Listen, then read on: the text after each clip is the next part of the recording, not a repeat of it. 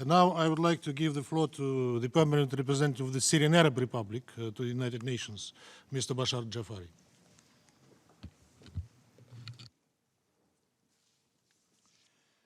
Thank you so much, Ambassador Nebenidzia. I'm gratefully thankful to you for organizing this meaningful, informative, and indicative meeting. I'm also thankful to Ambassador Shulgin and to Gaspadin Grigori, as well as to the Inspector, Mr. Henderson, for their meaningful contribution today. After what was said, I'm afraid that I don't have much to add, except some details that might be of interest for the distinguished audience. Actually, the story did not start at Douma.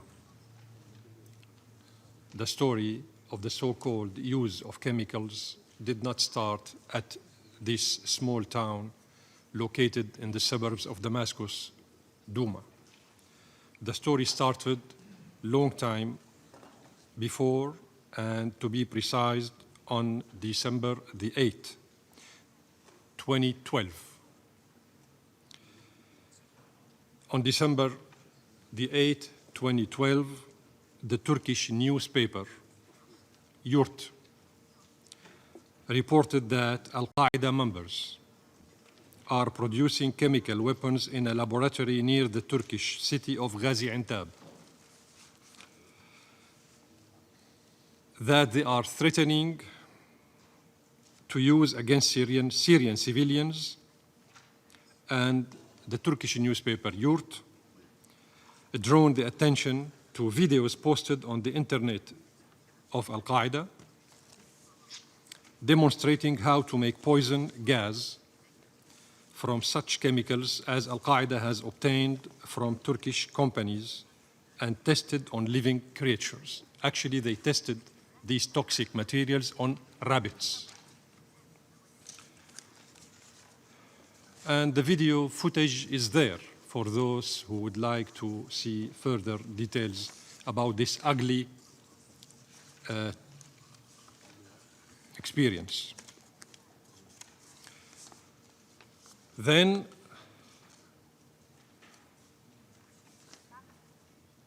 on March the 19th, 2013,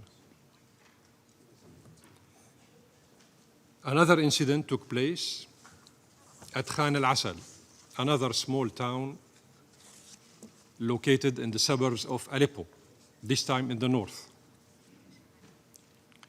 Khan al-Asal is a peaceful, small town located in the suburbs of Aleppo. And on March the 19th, 2013, a missile fell in this area, killing 25 civilians as well as military Syrians from the Syrian army, and wounding 110 civilians and soldiers. All of them were taken to governmental hospitals in the area. When this incident happened, I got instructions from my government to go immediately to the Secretary General, at that time Mr. Ban Ki-moon, and ask him for assistance. I went to his office and I asked him for assistance to achieve two goals. A, to determine whether chemicals were used or not in this attack. B, to determine the identity of the perpetrators of this attack. The Secretary General asked me to give him some time to consult with some members of the Security Council. Then around 11 o'clock, an hour before midnight, he called me back and said, Mr. Ambassador, please inform your government that after consulting with the big guys in the council, I'm ready to assist your government in achieving only A, meaning whether chemicals were used or not. I asked him, what about B, determining the identity of the perpetrators? He said, I'm sorry, I couldn't convince the council to help you out with this. Those who refused to assist us with B were hoping that with such negative answer, the Syrian government would change its opinion. We did not. We went the whole way. In the morning, I called him back. I said, my government agrees. Let us start work. Let us start working and identify whether the chemicals were used or not in this attack at Khan al-Assal. We all know that such materials, the chemicals, wouldn't stay too long in nature. They might evaporate, they might disappear, the place, the location of the attack might be manipulated, etc., etc. Only scientific experts could explain this to you in details. We said yes, thinking that the Secretary General would send the experts to Syria in a couple of days, as soon as possible, as he promised me.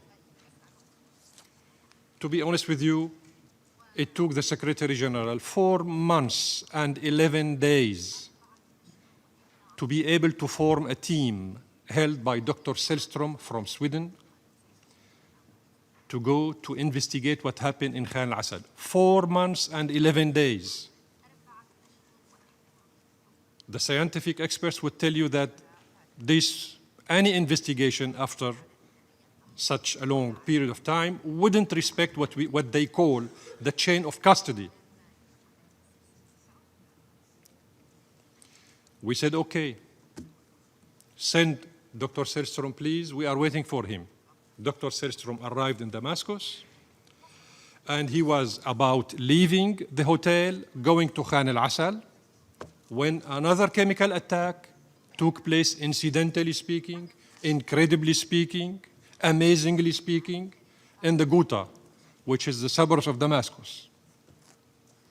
Dr. Sellström received a phone call from Mr. Ban Ki-moon asking him not to go to Khan al-Assal, but to go to the Ghouta. And till now, the incident of Khan al-Assal has not been investigated.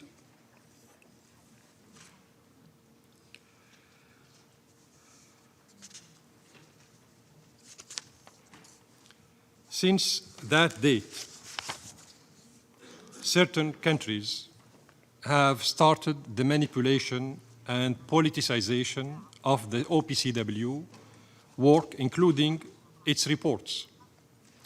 As it was clear to everyone, the reports of the Joint Investigation Mechanisms, JIM, were tampered with by some members of the Security Council, namely the United States, Britain, and France. The JIM so-called reports were only intended to make false conclusions that only suits the interest of those 3 countries. Actually, here we are not reinventing the wheel. The wheel was invented by the Sumerians 5,000 years ago. But here we are talking about the chemical wheel. Syria also asked the OPCW to investigate other incidents, including those in Yarmouk, October 22nd, 2017, the incidents in Khirbet al-Masasni, July 7th, 2017, the incidents in Qlib Thor, in Salamiyeh, August 9th, 2017, and the incident of Al-Balil in Suran, November 8th, 2017, but unfortunately the OPCW did not respond to our requests in a positive and a timely manner. The same thing happened with these incidents, the same thing that happened with Khan al-Asal incident. Unfortunately, some countries led by the United States of America continue to exceed the provisions of the Convention on the Prohibition of Chemical Weapons by politicizing the work of the OPCW and trying to derail from the track it was created for. In this regard, it is crucial to draw attention to the attempts of those governments to exercise kind of propaganda in the interest of the so-called IIT and to support it by all means. I reaffirm that the Syrian Arab Republic, along with a considered number of states keen to implement the provisions and purposes of that convention, continues to consider that the decision to establish the so-called Investigation and Identification Team, IIT, which was adopted by vote at the 4th special session of the Conference of the States Parties to the Convention on the Prohibition of Chemical Weapons in 2018, is illegitimate. And it is important to remember that this decision was not consensual and was only supported by less than half of states parties.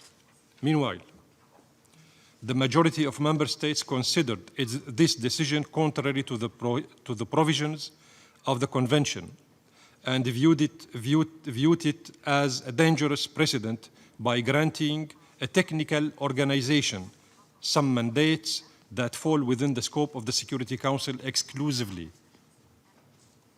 Accordingly, the Syrian Arab Republic does not recognize this team and refuses to grant it any access to confidential information provided by Syria to the organization and to the Security Council, and refuses any future conclusions from this team as well. We all remember what happened in the case of Iraq, when the influential powers at that time, those who invaded Iraq, manipulated the records of UNSCOM and UNMOVIC to justify an aggression against Iraq, militarily speaking. We all remember what later on the head of these two commissions revealed, saying that the two committees, the two commissions, did not find any weapons of mass destruction in Iraq. So they are repeating the same rhetorics, the same redundancies, thinking that this time they might succeed again with Syria the way they did it with Iraq.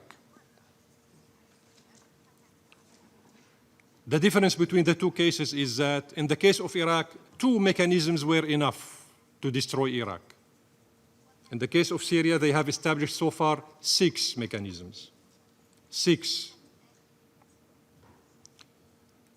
mechanisms still looking for the 6 of the angels in Syria.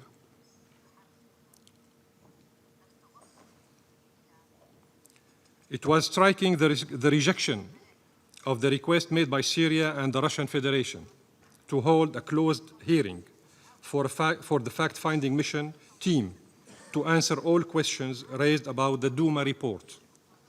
Needless to say that the countries that committed a brutal military aggression on the Syrian territory on April 14th, 2017, using the alleged incident in Douma as a pretext, were the same countries that defended this report even before the OPCW investigated the alleged incident.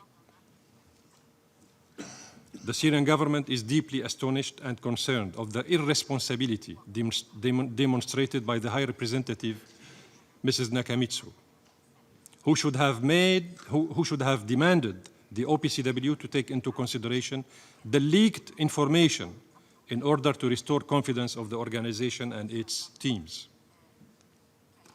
We believe in Syria that the time has come for a leadership of the organization to take concrete and immediate action to preserve the independence, prestige, and credibility of the OPCW. Don't let these countries destroy the OPCW the way they destroyed the League of Nations and the way they are going to destroy the United Nations.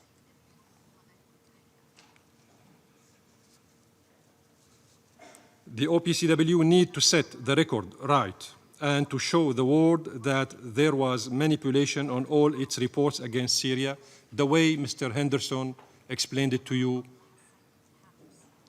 a few minutes ago. Since the creation of the FFM, it has not been fulfilling its mandate in accordance with the provisions of the OPCW, of the CWC. For example, the FFM conducts its investigation from a long distance, depending fully on so-called open sources. They are dealing with serious political matters the way kids play with the PlayStation, from far away.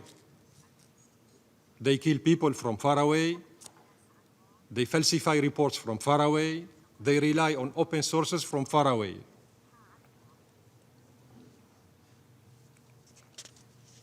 Dear colleagues, we are at a crossroad now.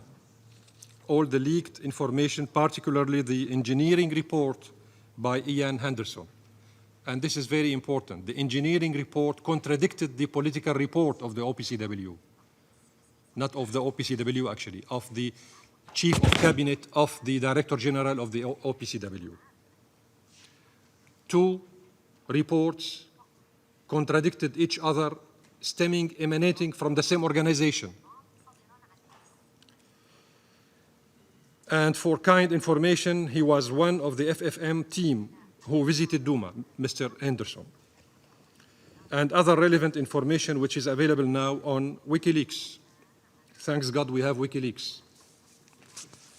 And other sources. The new issue now is that the FFM had visited the site of the alleged incident, but this FFM team was prevented from participating in the preparation of the FFM Douma report, which was issued by the OPCW. It is clear that some governments were trying to repeat in Syria what had happened in Iraq. I mean using false allegations and lies related to the weapons of mass destruction to find pretexts for acts of aggression and invasion. But I assure you that we will not allow this to happen, and we call upon those member states who believe in international law and the UN Charter to raise their voices against such attempts. I thank you very much. I thank the distinguished ambassador of the Syrian Arab Republic, and